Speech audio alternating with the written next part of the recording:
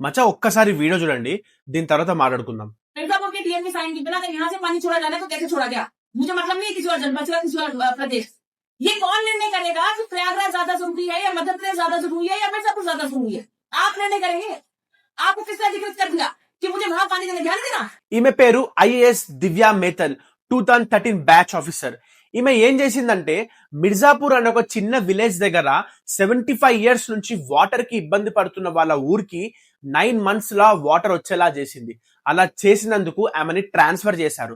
Transfer చేయడానికి reason ఏందో తెలుసా? ఇనాగ్రేషన్ అప్పుడు ఎలాంటి ఎమ్మెల్యే ఆర్ ఎంపీని ఇన్వైట్ చేయనందుకు. ఒక local BJP leader Vipul Singh CM Yoginath కి ఒక లెటర్ రాశాడు. IAS officer Divya Mittal drinking water inauguration కి ఎలాంటి ఎమ్మెల్యే ఎంపీని ఇన్వైట్ చేయలేదు అని. ఒక 75 ఇయర్స్ నుంచి సఫర్ అవుతున్న ప్రాబ్లమ్ ని జస్ట్ 9 months లో సాల్వ్ చేసిన ఈ ఐఏఎస్ ఆఫీసర్ ని ట్రాన్స్ఫర్ చేసింది యోగి గవర్నమెంట్.